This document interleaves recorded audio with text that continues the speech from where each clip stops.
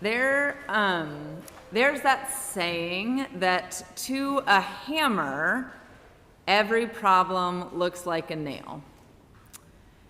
Meanwhile, I grew up with MacGyver,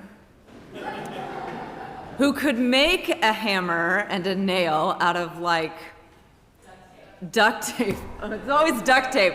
I was gonna say like a rubber band and a popsicle stick, right? And while that TV character is sort of this ridiculous example, it rings true that we tend to use the things that are available to us to solve the problems in front of us. It's a very human thing to use the tools and traditions that we know to help us make sense of, to understand and engage what we experience. The disciples aren't really sure what they are experiencing, but still lean toward those ingrained responses of hospitality and ritual. They see their teacher somehow standing alongside teachers of ages past, and they do their best to make sense of it. It's all our brain and bodies can do, really. The tricky part is, what do we do when what we experience transcends the capacity of the tools and traditions that we know? What happens when life shows up in a way that doesn't fit with the framework we've been given? Sometimes we still desperately try to fit a square peg into a round hole, but inevitably, that leaves us frustrated or disenchanted or worse. When it comes to faith, sometimes it means people leave the church or religion or deconstruct it and rebuild it. Sometimes they stay and continue to struggle with the dissonance. In relationships, sometimes it means irreconcilable differences. Sometimes it can be the catalyst for a fuller and richer life. Sometimes the thing we think will tear our world apart is actually the thing that mends it. Sometimes we recognize that there's a gap between what we have and what is unfolding, and we're not sure how to bridge it. We find ourselves in spaces that are uncertain and unexpected, and we have to wrestle with its meaning, its mystery, its impact. Sometimes we fear it will destroy us. And sometimes that's where God seems most present, visible, and tangible.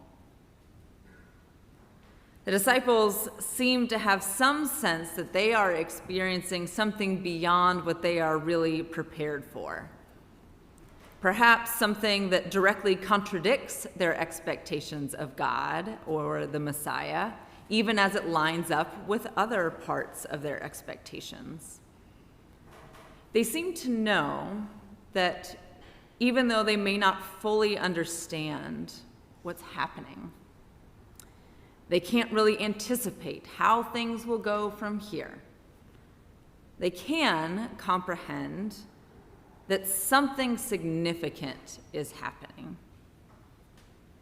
Within Christianity, these moments when the really big stuff meets the really regular stuff of our lives, we call those moments holy.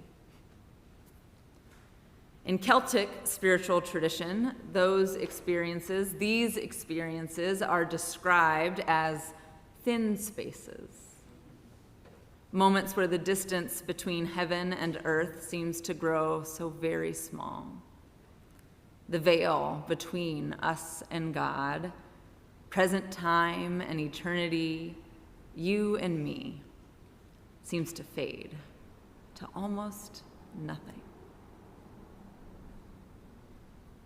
I think the disciples recognize that something like that is happening here in this gospel text, and so make whatever effort they can to mark and honor, preserve what they can. And I wonder, have you ever experienced something that felt suspended in time?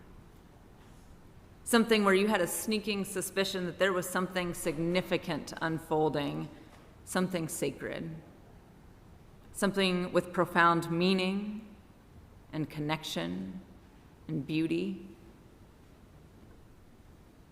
Maybe it was up on a mountaintop.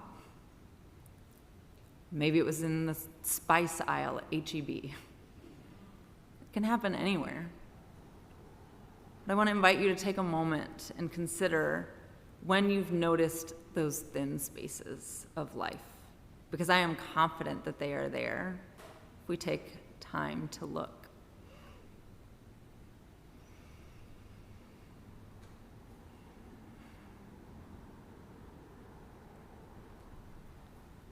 I wonder how those experiences have felt or appeared to you. Did it seem like a moment of shining glory? Or did it feel cloudy, hazy, maybe a little bit of both? It is in this moment that Christian tradition calls the Transfiguration that the appearance of Jesus is different than in other moments. Something is changed.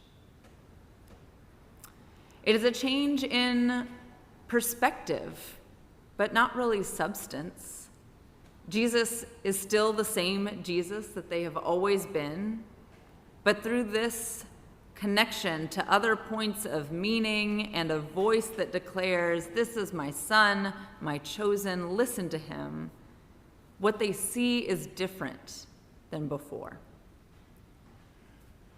Similarly, I think we experience these moments of profound meaning, of significance and change, where things feel entirely the same and yet entirely different. Where we are still the same person, but it also changes how others see us, how we see ourselves, how we see the world around us and its relationship to us. And similarly, I think we bear witness. We are present and attentive to moments of change alongside others, and that moves something in the fabric of our world too. Simply being with others and witnessing the pain, the power, the injustice changes us. Because being seen and known is holy and transformative. In our hurt, grief, questions, as well as our joy and delight, our hopes and dreams. Those experiences of being so near to the things that transcend and transform our lives and our world leave us changed. Sometimes all we are called to do is show up, to take in the mystery of the moment and follow where it leads. These moments and experiences move us from thinking about what we do to looking at who we are. Perhaps God shows us within God's very self that the glory is not necessarily in what we say, not even so much what we do, but perhaps simply in who we are and how God is seen and known through what might just be another ordinary Tuesday.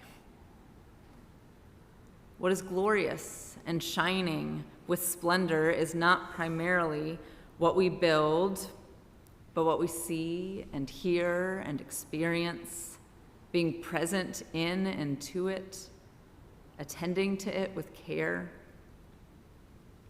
I wonder, can you think of a moment or an experience like that when you knew just being in the room mattered,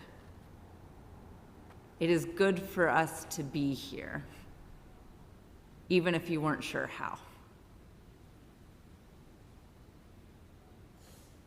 It feels holy to be a part of those revelations, of letting people know that they are seen and known and embraced.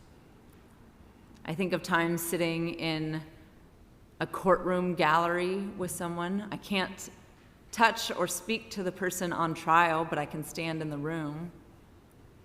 Or sitting with someone in the hospital waiting room, inviting a friend over for a cup of tea. The disciples see Jesus in this moment for all that they are, and they tie it to the tradition that they know of Sukkot, the festival of booths, still celebrated in Jewish tradition, where the people build makeshift shelters out in their yard. They kind of have fun with it now. It's like a backyard camp out. As they remember God and God's care with them and their ancestors, as they journeyed through unknown places to an unknown future. It's a home in the wilderness, present, but also engaged and moving. Perhaps then and now it is a tradition, a sign, a tool to give us something to do to help make sense of what is beyond the scope of doing. But even more so, it is a promise, one that is already unfolding, a revelation of who God is, and thus who we are in their image, beloved and belonging, even and especially in the midst of the unknown. Amen.